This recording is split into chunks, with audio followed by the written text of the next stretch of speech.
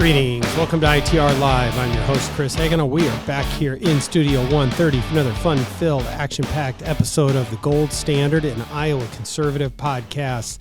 John Hendrickson and myself here today, ready to recap the conclusion of the legislative session. As promised, John, did you stay up all night with them? I did not, no. Neither did I. I think I went to bed at about 10 that night. Yeah. So it was great. I don't miss that at all. So before we go any further today, don't forget to make sure that you're subscribed to us on iTunes, on Spotify, wherever you get podcasts at. We're also on YouTube and Rumble, and we'd love to have you subscribe and share and like and all those good things. So anyway, John especially wants to make sure that he can get in front of as many people as possible. It's important to him. Yeah.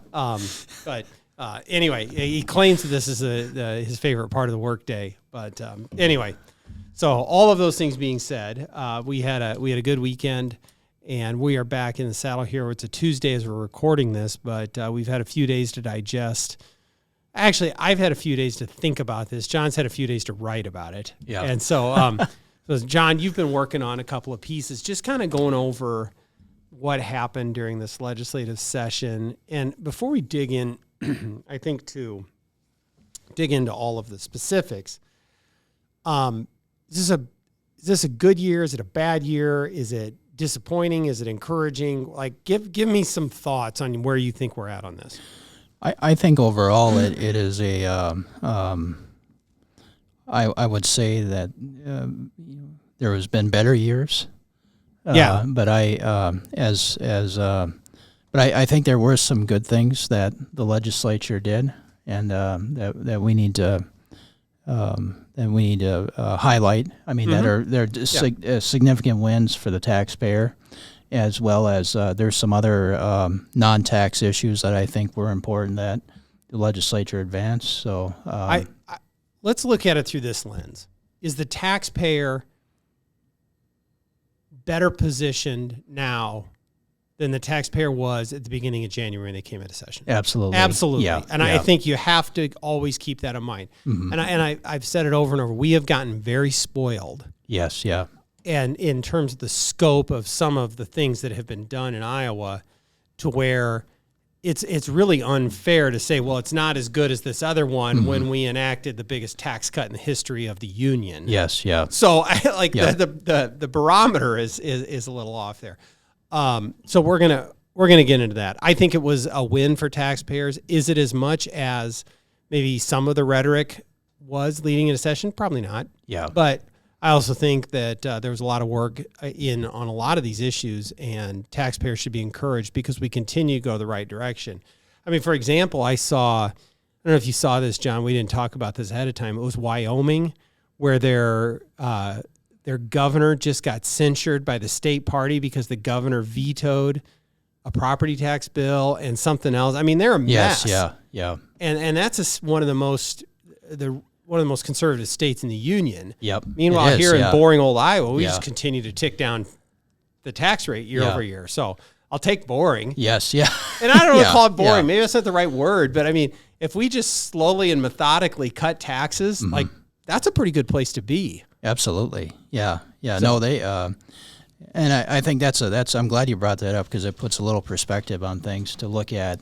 Because sometimes we can be a little disappointed when, like you said, the rhetoric didn't really match what happened, but when you put it in that context, it puts a different light on it because there was, as we'll get into, there was some good things that were accomplished this session. Yes. And having been in there and been one of the ones that was trying to run legislation at 4 a.m, I guarantee you there were people that wanted to go further on taxes.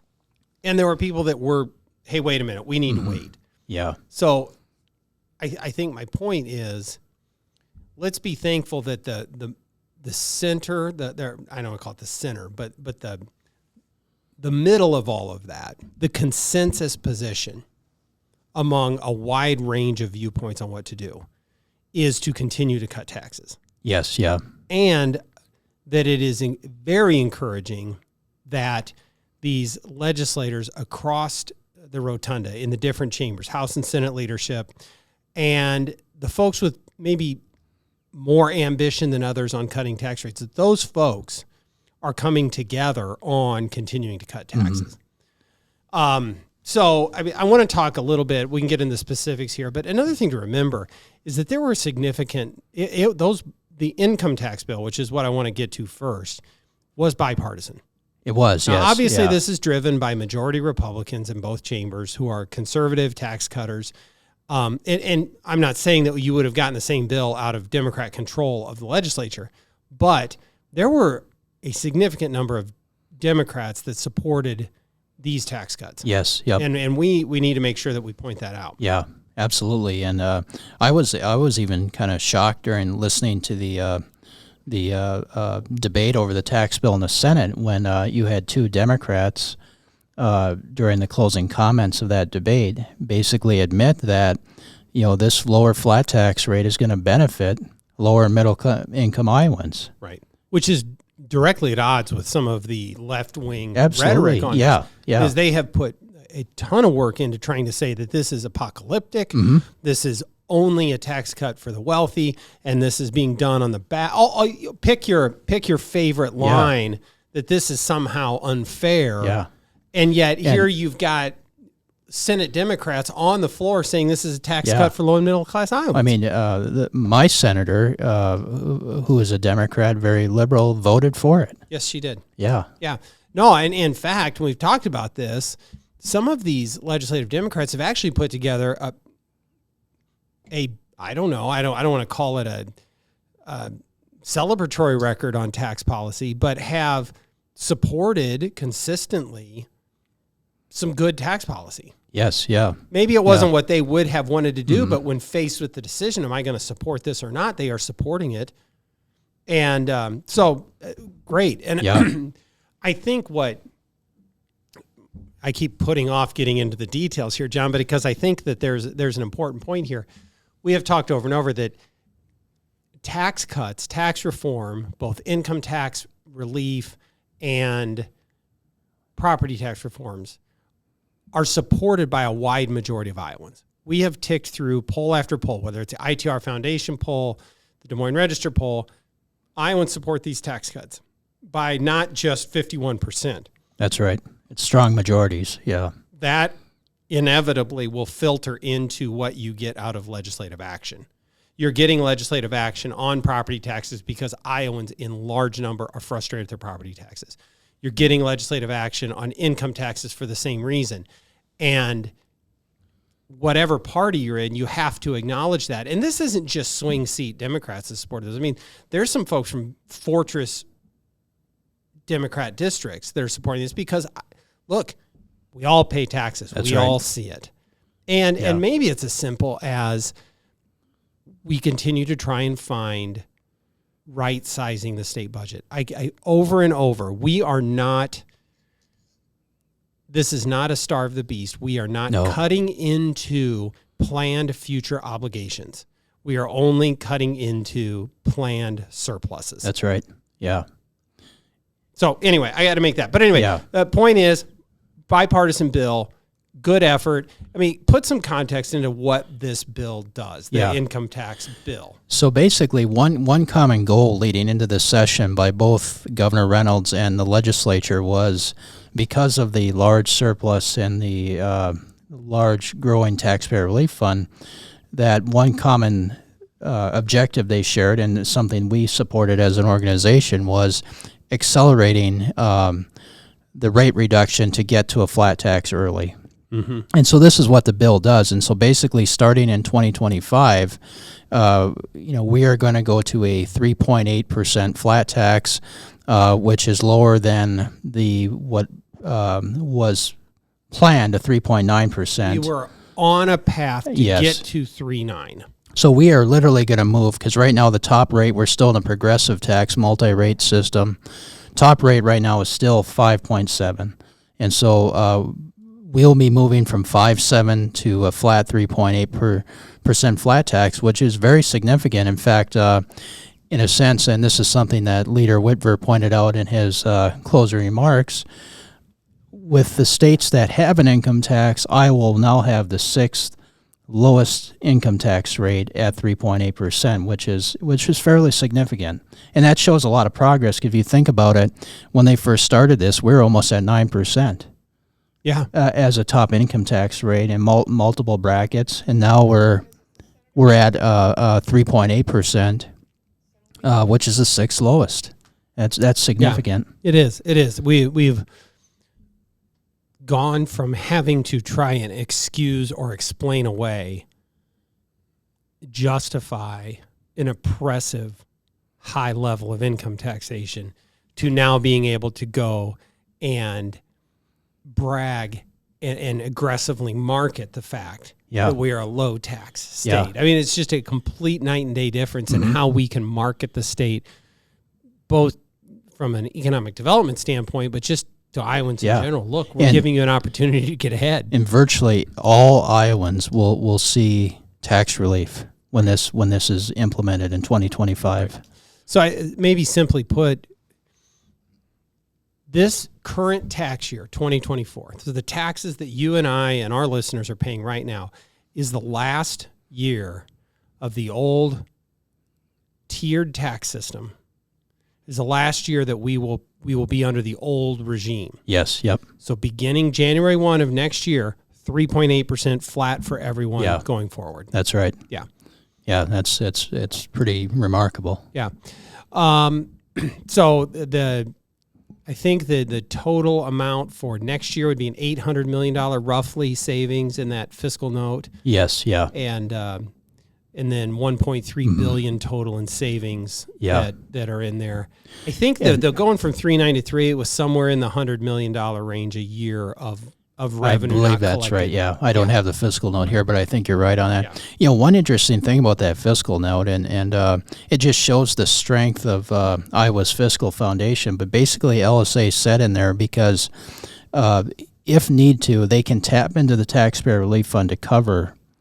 And I hate to use the word, but lack of a better word, to pay for the tax cut. But you don't pay for tax cuts. No. We get that. Yeah, yes. yeah. But anyways, the fiscal note from LSA and we, as you mentioned before, LSA doesn't use dynamic scoring. Nope. But basically, that without something like a huge economic recession occurring, they may not have to tap into the taxpayer relief fund to even cover this. Yep. Because Iowa revenues, even though the tax cuts are being phased in, are still very strong. Right. And I think that's one thing that was kicked back and forth as they were debating this is, do we want to fit this all into ongoing revenue? Do we want to fit this into our available revenue, which includes the taxpayer relief fund? Do we want to phase this in over time using some of the taxpayer relief fund? Is the taxpayer relief fund a backstop, a just in case? And it looks like where they landed is we're going to fit all of this into the projected revenue that we're going to pull in. But if something bad happens, we've got the taxpayer relief fund over there that we can dip into. Yep. Fine. But the flip side of all that, while that is a very reasonable way to go, we will see what happens 1 more year, 2 more years out. Who knows if next year's an income tax year or 2 years out. It appears that we are on a path where there will still be a substantial balance in the taxpayer relief fund. And it's very reasonable to anticipate that we will continue to have an ongoing structural surplus. And there may be a need to run yet another tax bill in the future. Absolutely. I'm not saying next year, to continue to try and align that revenue and the spending line. Now, okay, I'm teeing you up, John. Yeah.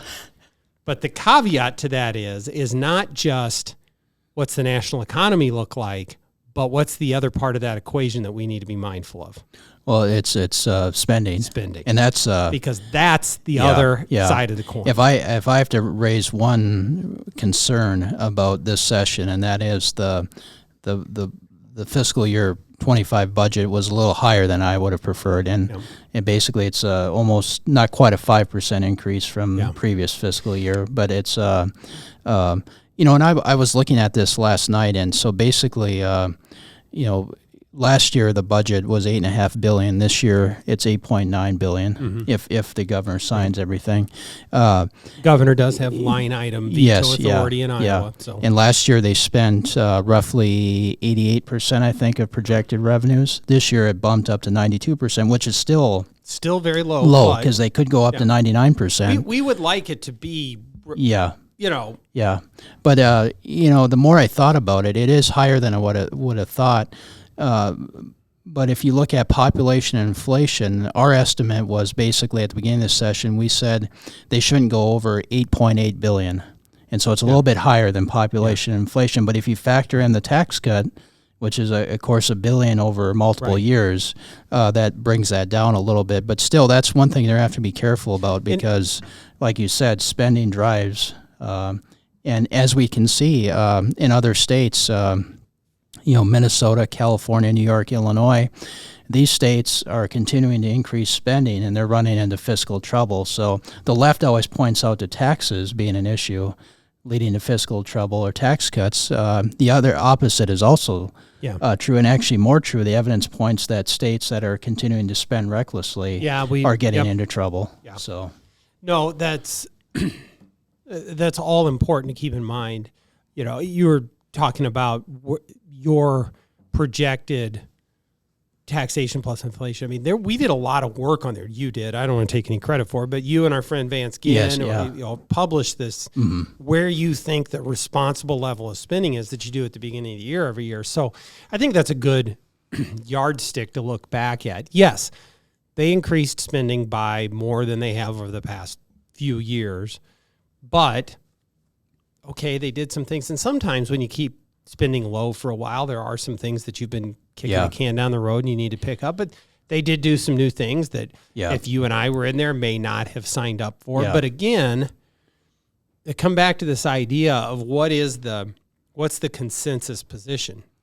I have no doubt there's some people that were like, heck no, I'm not spending any more money. And yet some people that want to fund every project and that the center of gravity on that spending is still at a little more than you and I would want, but not a horribly. No. It was not reckless. We're not saying that at all. Yeah, that's an important. And I think we need to make sure that we're clear that we still have, broadly speaking, a fiscally conservative legislature and governor that are not just cutting taxes, but also keeping a watchful eye on spending. Absolutely, and I think that's a good point because we're not saying it's reckless. It's just a little bit higher than we would have liked to have seen. But it also flies. I think this just really discredits the critics of the governor and the legislature that says because government isn't being gutted. And I don't like this word, but basically what they're doing is just slowing the growth of spending. Right. And government is still growing. It's not being cut. In fact, we did the calculations yesterday, and we keep hearing education is being underfunded. Well, education took center stage of this session. Yeah. In fact, it crowded out even the debate on taxes. I think, if I'm not right, and I don't have the numbers in front of me, over half of that new spending went to some form of K-12 education. Yes, yep. Whether it was the teacher salaries, a whole plethora of stuff. Supplemental state aid. There was money inside that AEA bill. And overall, education consumes 56% of the entire state budget. And then you combine health and human services with that, that's 81% of the state budget this year. It's the whole idea of educate, medicate, and incarcerate. Yes, I remember you telling me that. That's what the state does. Yeah. I can't pass up the opportunity to not point out that this is the same theme that we've come back to, and here's the common theme between what happened here and our work that we've done at the local level. We're talking about government spending, these government programs growing at a slower rate than what some would want, but they're growing. Yes, and it's at local government. Yep. We see cities and counties that are frustrated because they cannot continue to grow as fast as they want. But here we have the state that's, again, giving us the example of how it works. That's right. You grow at a slower rate, and it benefits the taxpayer. Yep, absolutely, yeah. That's an important point, I think, and it's and they're not spending everything. I mean, and we saw just kind of midway through this session, maybe a little later in the session, that Iowa's AAA bond rating was renewed, and so I mean we are on a strong fiscal foundation, and it comes down to the reason for that is conservative budgeting. So okay, we've been very charitable with the spending part, but this is my caveat. Anytime you sign up for any new spending plan, you're not just doing it for 1 year. No. You have now baked that into the state budget for at least as long as foreseeable, because That's it's right. really hard to end. Yeah. Now, it's a whole lot easier to end a spending program in the state of Iowa than it is the federal level. Mm-hmm. That really is done Yes, in perpetuity, and we have ended programs. But, you know, when we sign up for new spending, you're not just doing it for 1 year. This is forever. And that baseline number grows. And so there's always, it should be, the bar that one should have to clear to add spending to the state budget should be very high every year. So anyway, okay, well, we'll have plenty more to say about the state budget going forward, John. But last week we talked about the two constitutional amendments and got those across the finish line, right? Yeah, these are important. The 2/3 majority requirement and the protecting the flat tax are really substantial taxpayer protections, as well as both in a sense. If they get approved by voters later on, these are important spending restraints too. Yeah. So just what would happen with the 2/3? I mean, as it says, any increase in the tax. Yeah. So and even if they wanted to come through, and I think the easy to imagine threat in the future is a wealth tax of some kind. Yes, a millionaire tax or whatever you want to call it. Mm-hmm. Okay, well, it's 3/8 for everyone, but these dastardly rich people, they should have to pay more. Yeah. But there's now two protections against that. One is you have the 2/3 majority vote, but you couldn't even clear that hurdle, because if these both pass, you're got the hardwired, the state of Iowa shall have one tax rate. That's right. And that is huge. Now, a reminder, there's a long way to go on these. Yeah. Because what has to happen is these amendments, the resolutions, would have to pass the next General Assembly. So sometime during 25 or 26, they'd have to pass again. In neither case does it have to go to the governor. These are resolutions of the legislature. The governor doesn't weigh in. And then after you clear that next hurdle, sometime in the next two legislative sessions, then it goes to the voters. And by simple majority, the voters of the state of Iowa would get a chance to weigh in on that. So we've talked about that before. But just to make perfectly clear to everyone, those are done for this year. The legislature got done everything they could do to move those forward. Okay. I'm kind of clicking through your list, John, so I'm stealing all your thunder here.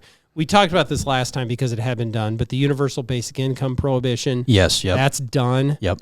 And that's another important. That's on the governor's desk. We assume that she's going to sign that. Another important taxpayer protection, that's actually. Right. Yeah. Yep. And that is going to, again, a handful of communities done with largely one-time sources of money, but you and I both know it never ends there. Yeah. So let's see, boards and commissions consolidation. Yeah, the legislature did push this through. It's a reduced version of what the governor proposed, and basically what it does is, got to look at my notes here, but it eliminates 74 boards and it consolidates 9. And so, but then it also creates a review process for the legislature to regularly review boards and commissions to make recommendations, whether some should be eliminated or consolidated moving forward. I'll be curious to see what that boards and commissions review committee looks like. Yes, yeah. I'm always skeptical of another interim committee. Yeah. Sometimes they don't even meet. Yeah. I think that there has been a criticism of the tax credit review committee that it hasn't been, and I know that that's something that Representative Dave Jacoby has criticized, and I think even fairly so. At sometimes that's like, well, we have this. What's going on here? Yeah. We should, and I think he makes a that's- good point. So yeah. if we're going to have this, let's use it. Yeah, and there's review committees and review requirements for state bureaucracy as well as regulations are all good, but if there's no oversight being exercised, then it's just a hurdle to jump through. And I can understand not wanting to call this review committee because we saw what happened last summer when they went through this. Yes, yeah. And it turns into everyone coming up to defend their turf. Yeah. And every story about if you were going to suddenly have elevators falling down elevator shafts because we don't have.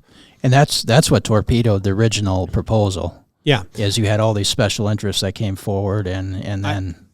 I think that the fundamental thing that we need to, our policymakers need to understand on this idea of boards and commissions is that you can't draw a straight line from having a government board to safety. Yes, or yeah. It's just another layer of government. And every function of society or everything that's regulated by the state of Iowa doesn't need its own board. You can have a whole host of regulations that come under one umbrella, or you don't need a board or commission to regulate every single regulation under the sun. Yes, yeah, that's a good point. Because it's just other layers. Yeah. So do you need an elevator board? Probably not. There's probably somebody else that can handle that. Yeah, yeah. And I just want to say this is a continuation of what the governor has been doing to try to make streamline state government, make it more efficient, rein in the administrative state, which is just as important as conservative budgeting. So I think the governor has been doing a great job in trying to right-size government. So somewhat similar because it has to do with sort of the regulatory administrative state. But the regulatory reform bill, give a flavor of where things landed. Yes, yeah. So basically what this bill does, and some of it was some of the provisions we had wanted had been stripped out, but basically it does do some good reforms. One is it requires a cost-benefit analysis for new rules, which basically will give legislators an idea of, what is the economic impact of this new regulation that's being proposed. It also establishes a review process, what we would call a sunset provision on regulations. So it in a sense, builds upon the governor's executive order that she issued last year requiring review of all state regulations. So what we're going to be seeing here as this moves on is the regulatory burden in Iowa starting to ease up a bit. And we're going to see this is going to be good for the economy because it's going to make it more competitive and as well as to kind of weed out those excessive and unnecessary regulations. So this is a good reform. Yeah. Okay, I want to kind of click through just some other victories and things that didn't get done. And I don't know that they necessarily merit a lot of conversation, but and some of these we had talked about before. I just some highlights of the remainder of the session, but a reminder, we got the foreign ownership of land bill, which is one that you had written on. Yes, yeah. And so trying to rein that in even better. Immigration. And this was something that Leader Whitfer stressed in his closing comments as well, that there was policy that passed this year to try and help address the crisis at the border and what's going on. He had you put a couple of quotes here, but I don't want to read it all, but Leader Whitfer says the most critical issue on the minds of Iowans and Americans is the crisis at the southern border. Well, we have data that agrees with that. Absolutely, yeah. And so while there may not always be an intersection between what's going on at the southern border and policy inside the state of Iowa, it is something that they do intersect, and Iowans do want solutions. And yet again, we see a federal government that cannot act, but states trying to lead the way. And I think that's great. Absolutely. So, and I think Leader Whitfer was right in those comments. I mean, he, a lot of critics will say, well, Iowa's not a border state, but, it doesn't matter because every state is being impacted by this flood of illegal immigration that's coming in the open border. That's right.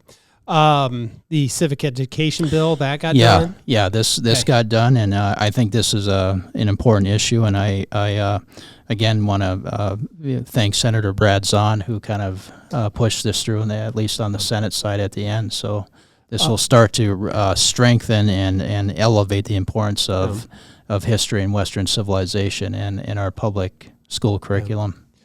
There were just obviously there's a lot of bills that made it at the end that didn't. A few others that we may have talked about briefly or sort of paid attention to that did not pass because folks asked us about this. But there was the government had proposed a fairly significant reform of the unemployment trust fund.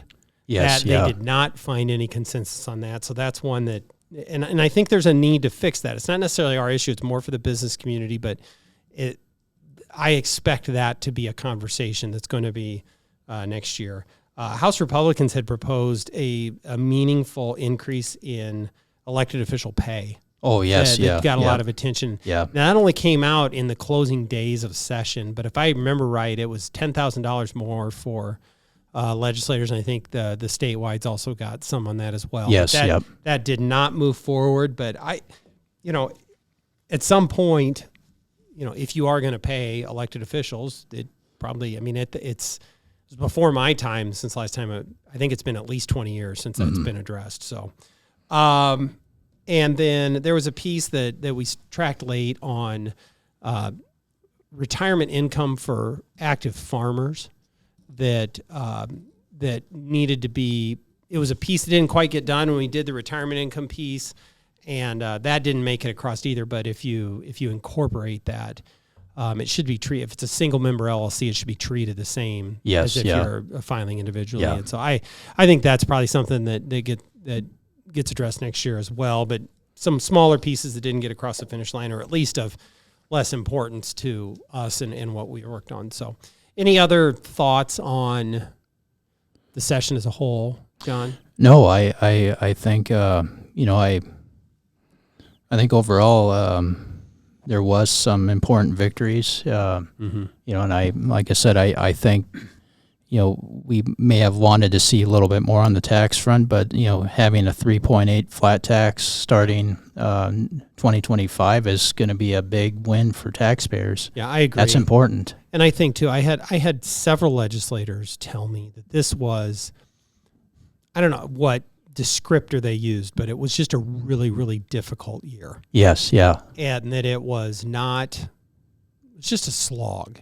Yeah. And that despite a very difficult year, they still got all this stuff done. Well, I don't know if this is going to be controversial to say, but I want to say one thing. That should not stop Yeah, you. yeah. Okay. But I want to say one thing I think that ran up against this legislature and the governor is the blatant media bias that I saw this session. I don't know if I'm out of line by saying that, no, but you're not. When I watch the local news, it just seems like there's a tremendous left-wing bias against what this governor and the legislature are trying to do. And I don't mind if both sides are brought up in these news stories, but it just seems everything is so, the media is just, as Rush Limbaugh called them, the drive-bys. Yeah. I mean, it just seems like that was the whole AA thing, for example, just frustrated me because how biased the media stories were. It's a lot of selection bias too. Yes, the stories that are covered are the ones that the left would want to have covered. Mm-hmm. Where is the story about this good thing that they did? And you're right. It's the perspective on those issues is just far too often given from the left. And some of that is, questioning the governing party, which at this point is Republicans. And some of that's appropriate. Maybe hard questions need to be asked from time to time. But but I agree with you. It does seem like, and we don't need the media to be cheerleaders. No. them either. But just to denigrate every single thing that comes down. It'd be nice to have both perspectives sometimes in a news story. One solution to that is, John? What's that? More people subscribing to the ITR right. podcast. Yeah. Because we're going to tell you what's actually happening. That's right. Yeah. Okay. Yeah. Good. And, unbiased insights and analysis. Oh no, it's totally biased. We'll give you insights analysis, but you're gonna that's get right, what I. Well, okay, great. All right, well, that's all the time we got for today, John. So thanks for joining us. Don't forget to like and subscribe again. Don't forget to tell your friends. And with all of that, we will see you next time on ITR Live.